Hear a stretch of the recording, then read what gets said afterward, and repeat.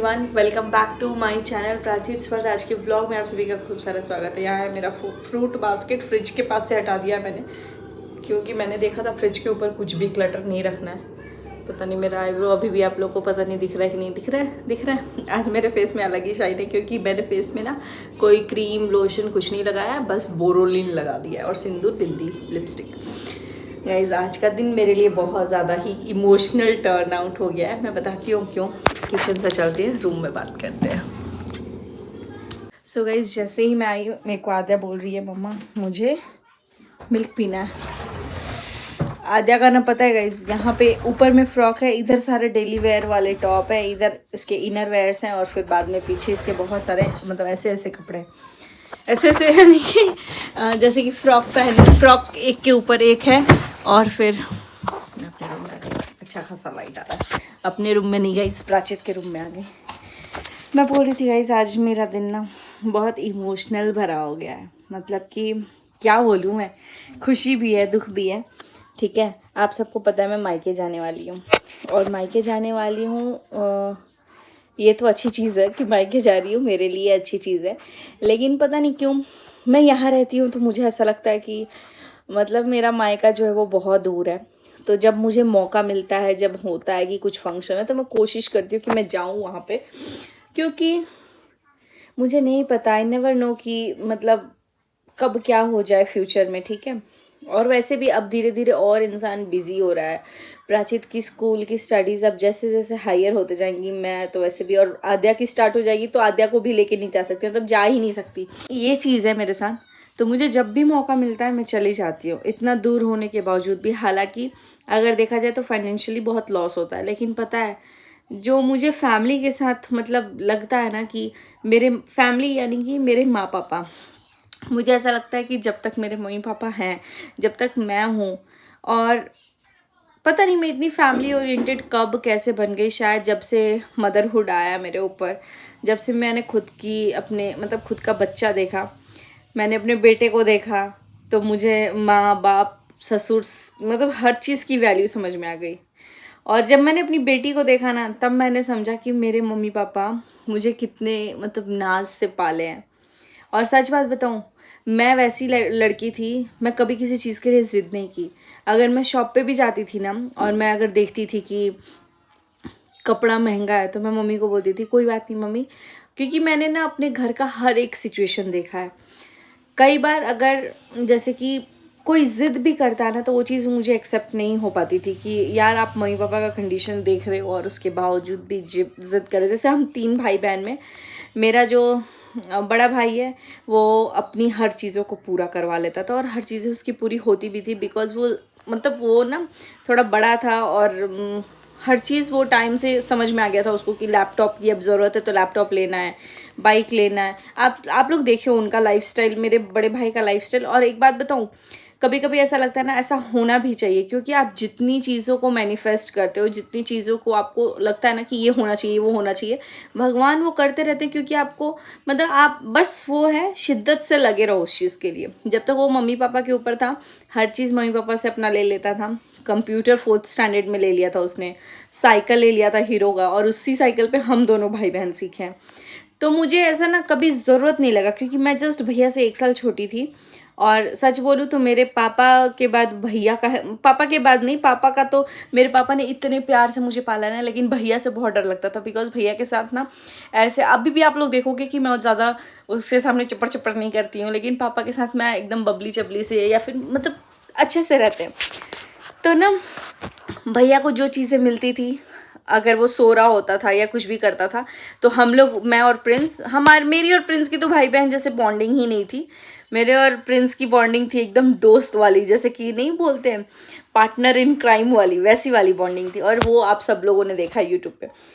और थी बोल रही हूँ बिकॉज अब मुझे ऐसा कुछ फील नहीं होता। अब मुझे ऐसा लगता है कि भाई भाई ही है। मतलब अब वो वाली जो होती है ना बॉन्डिंग, वो वाली मैं कहीं ना कहीं मिस भी करती हूँ। हम लोग इतने बड़े हो गए, बचपन ही बहुत अच्छा था। तो मैं ये बोल रही थी कि मैं वैसे टाइप की थी ना कि मैं अपने पापा मम्मी का पैसा, इनफैक्ट मेरी शादी में भी जितनी ज्वेलरी मेरी मम्मी ने दी है, मैं उसको छोटा करा करा के, ईयरिंग मेरी इतनी बड़ी थी, उसको मैंने 2 बार कटवाया है, फिर छोटा करवाया, और मेरे को ना सब कुछ मतलब थोड़ा छोटा-छोटा ही लगता था कि नहीं। उसके बाद से मैंने ये चीज़ देखा कि मैंने कुछ नहीं माँगा था, बट एक सामान भी मेरे घर वालों ने मिस नहीं किया, मतलब मुझे देने के लिए। हर चीज़ दिया है, हर चीज़। और हर चीज़ से ज़्यादा ज़रूरी है पता है क्या? मेरे मायके, मतलब मेरे स्पेशली मेरे माँ-बाप ऐसे मेरी ढाल बन के खड़े थे ना, जैसे कि मैं आउटस्पोकन हूँ, आप सबको पता है। अब तो मैं सब कुछ सोच समझ के बोलती हूँ। पहले मैं बोलती नहीं थी, लेकिन मुझे ये पता था कि हाँ, ये डिसीज़न मेरा सही है, ये नहीं है, और मैं बहुत ही स्ट्रिक्ट अपने डिसीज़न पे खड़ी रहती हूँ, ठीक है? तो जैसे मेरे मम्मी पापा हमेशा ही बोले थे, अरेंज मैरिज हुई थी तो, कि बेटा हम लोग हैं तेरे साथ, जब भी कुछ भी अगर तुमको ऐसा अकेला लगे या कुछ भी। और मैंने देखा आज तक मेरे माँ बाप उस चीज़ पे खड़े रहे हैं। मतलब मेरे बच्चे, मेरी डिलीवरी, मेरा हर चीज़, या आज भी अगर मुझे किसी चीज़ की होती है ना कि मेरे मेरे हस्बैंड का ऑपरेशन था या आद्या के फिंगर में कट, तो मेरे मायके वाले हमेशा अराउंड रहते हैं। तो मुझे भी ऐसा लगता है कि जब भी कोई चीज़ पड़े तो मैं वहाँ पे रहूँ, बिकॉज़ वन साइड से ही सब कुछ नहीं होता है। लेकिन मुद्दे की बात मैं ये बोल रही हूँ, आज अब मैं जाने वाली हूँ घर, ठीक है? और मैं जाने वाली हूँ तो ये समर वेकेशन है, तो ये हम लोगों का फिक्स था कि कुछ दिन मैं ससुराल रहूँगी, कुछ दिन मायके रहूँगी, एंड देन फिर यहाँ, मतलब लड्डू के पापा जब जाएँगे तो मैं ससुराल जाऊँगी और फिर उनके साथ मैं वापस आ जाऊँगी। तो अभी ऐसा चीज़ हुआ है कि लड्डू के पापा को ना, मतलब अकेले अब रहने से वो हो रहा है, क्योंकि अब लड्डू के साथ मैं छोड़ के जाती हूँ तो उनको नहीं उतनी प्रॉब्लम होती है कि चलो उसका खाना देख लेंगे, उसको स्कूल भेजेंगे, उसको, उनको रहता है कि मेरे को स्कूल से, मतलब स्कूल से आएगा तो मुझे घर पहुँच जाना है, ये वो। लेकिन अभी उनको ऐसा लग रहा है कि यार मैं मतलब अकेले हो जाऊँगा। और पता है क्या, आज मैं खाना बना रही थी, जनरली मैं भजन सुनती हूँ, उसके बाद से क्या हुआ ना, ऑटोमेटिकली सावन पे प्ले होने लग गया गाना। और वो भी ऐसा सा गाना होने लगे ना, मैं मतलब इतना इमोशनल हो गए हम लोग। वो गाना था, हंसते हंसते कर देंगे ये भी होना, अगर तुम जुदा चाहते हो। तो ये वाला गाना था, उसके बाद से पता नहीं क्या अलग ही अलग गाना बजने लग गया, तो थोड़ा सा हम दोनों ही सेंटी हो गए, इमोशनल हो गए। लेकिन पता है क्या, आपको एक बात बताऊं, मेरी जब से बेटी हुई है ना, तब से मेरे हस्बैंड कभी भी अगर उनको भी दिखता है ना कि मेरे को मायका मतलब जाना है या ज़रूरी है, या मैं जा सकती हूँ अभी खाली टाइम में, तो वो खुद बोलते हैं चली जाओ, क्योंकि कल को मेरी भी बेटी ऐसे आएगी मेरे पास। और मैं इसका, अभी भी बोलते हैं कि अगर इसका जब समर वेकेशन होगा ना, मतलब शादी के बाद, तो मैं इसको एक भी दिन मतलब वेस्ट नहीं करने दूंगा, बोलूँगा नहीं मेरे पास आ जाओ। पता नहीं, मतलब इतना कुछ सोच के, बेटी होने के बाद तो सच में पति में तो एकदम डबल केयरनेस आ जाती है। तो ये थी मेरी इमोशनल मॉर्निंग आज की। और ना मैंने कुछ व्लॉग शूट किया था, खाना पीना हमने बनाया, टिफ़िन विफ़िन दिया। लेकिन आज मैं बहुत लेट भी हुई, क्योंकि बैठ भी गए हम लोग, थोड़ा सा अपना पानी वानी पी रहे थे, तो फिर बैठ के हम लोग बात करने लग गए। फिर हुआ कि लड्डू के पापा भी कुछ दिन में आ ही जाएंगे मेरे पास। वही है, इमोशनल हो जाता है इंसान। मतलब लाइफ में भगवान, मतलब भगवान सब कुछ प्लान करके देते हैं। बच्चे देंगे तो आप उनसे अलग ही इमोशनल अटैच हो जाओगे।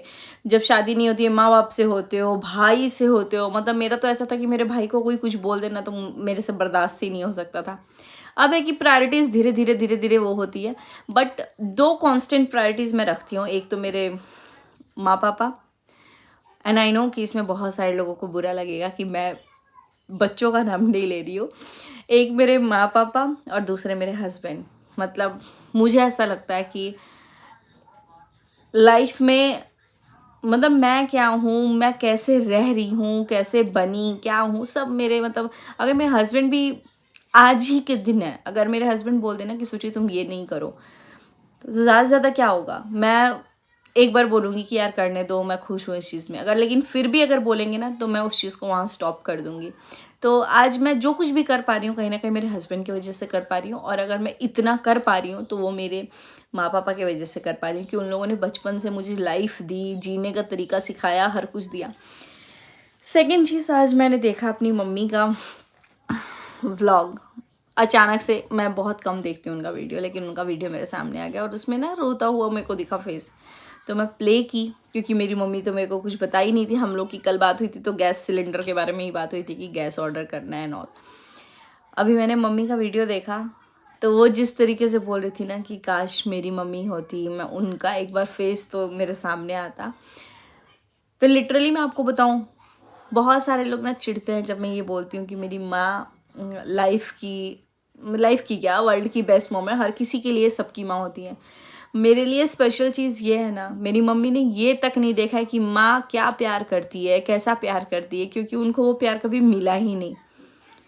क्योंकि लाख दुनिया में सब कोई कुछ कर ले, लेकिन जो माँ प्यार करती है ना, वो कोई और नहीं कर सकता, ठीक है।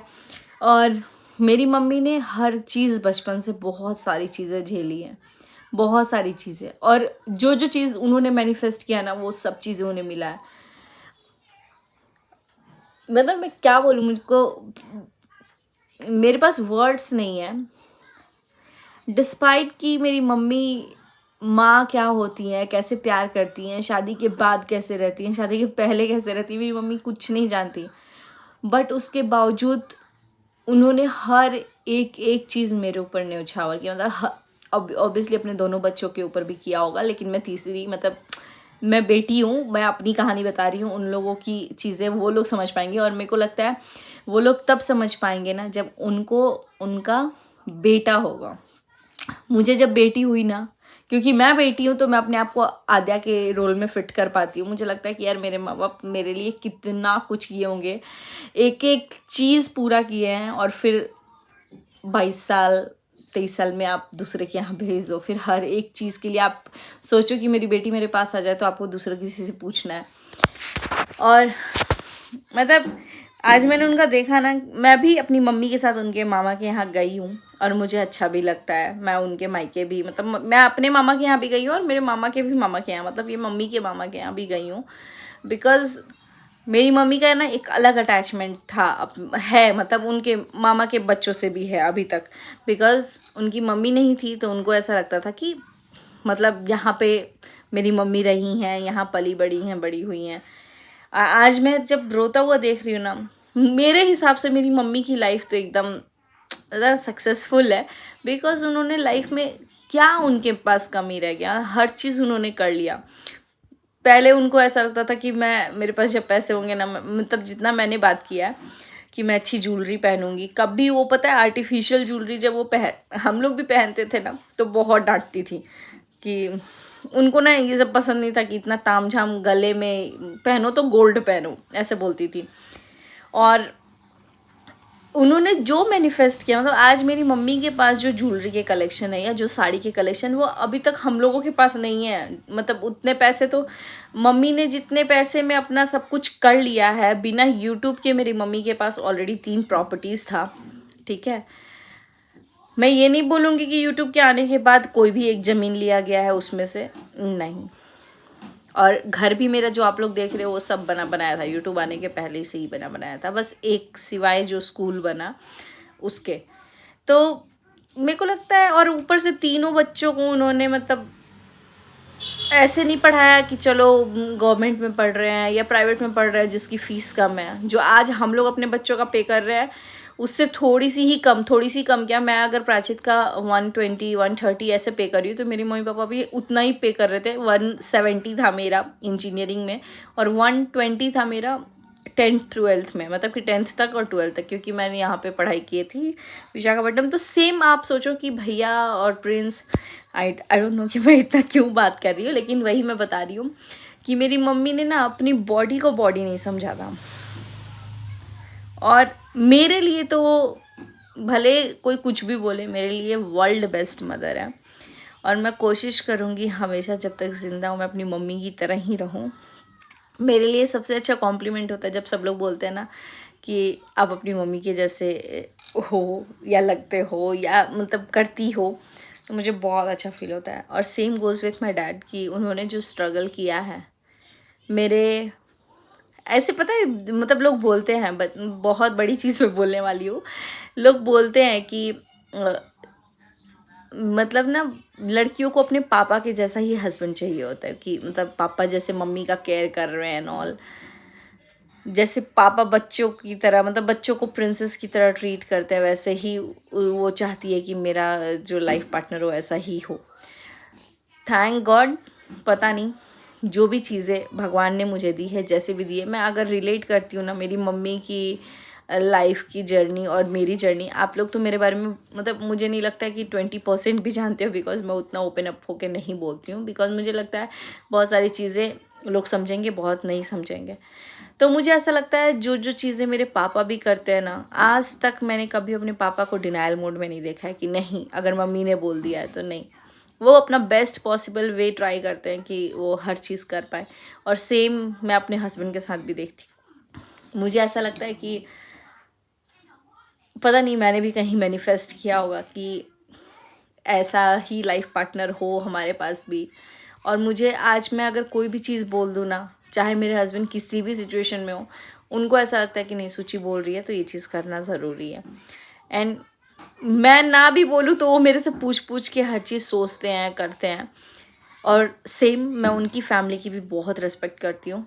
उनकी फैमिली की जहाँ बात आती है मैं अपने आप को एक स्टेप पीछे रखती हूँ, बिकॉज़ जब मैं अपनी फैमिली की इज़्ज़त जानती हूँ, अपने फैमिली का वैल्यू जानती हूँ, तो मुझे ये भी पता है कि जैसे मुझे मेरे घर वालों ने पाला है वैसे उनको भी पाला है। तो मैं अपने आप को कभी भी सेकंड प्लेस पे ही रखती हूँ, उनके घर वालों को ही फर्स्ट प्लेस पे रखती हूँ।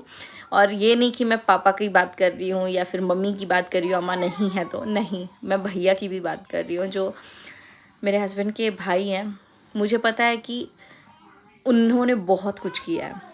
तो पता नहीं ये फैमिली पे आज मैं क्यों बात कर रही हूँ, बस यही बोलूँगी आप लोग के साथ ऐसा होता है क्या, जिसके किस किस को लगता है कि हाँ शायद मुझे ऐसा ही लाइफ पार्टनर चाहिए था।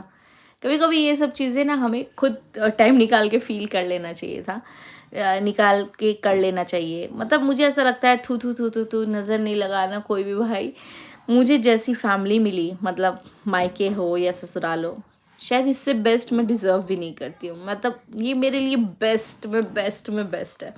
और जैसी फैमिली भगवान ने मेरी बनाई, लाइक मेरा बेटा बेटी, और अगर देखूँ तो बाकी मैं ज़्यादा नहीं बोलूँगी बिकॉज़ ज़्यादा तारीफ़ नहीं करना चाहिए वरना चीज़ें नज़र इज़ रियल।